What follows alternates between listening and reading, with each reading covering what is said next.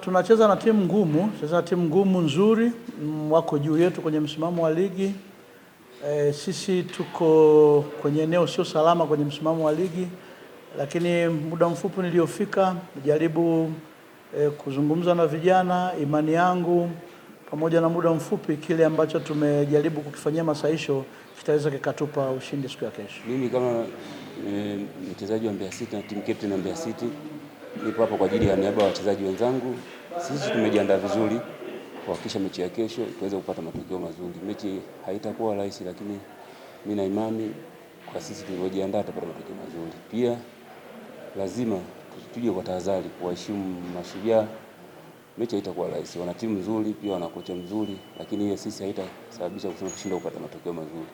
Lakini yote kwa yote lazima sisi tupambane kuhakikisha tunarudisha furaha ya Mbeya City. Swali lako ni nzuri sana, lakini mimi siwezi kuzungumzia sana mechi iliyopita, lakini kwa sisi hapa lazima tufocus na mechi ya kesho. Kiangalia sisi kama wachezaji tumejiandaa vizuri. Kama nilivyosema awali hapa, lazima tuhakikishe tunapambana tuweze kupata pointi 3, lakini yote kwa yote makosa yaliyotokea mechi zilizopita walimu washafanyia kazi kuhakikisha mechi inayofuata tuweze kufanya vizuri. Lakini lazima lingine, mimi niwakaribisha mashabiki wa Mbeya City waje kwa wingi, waje washuhudie timu yao. Umeona, support yao ndio itafanya sisi tuweze kupata pointi 3.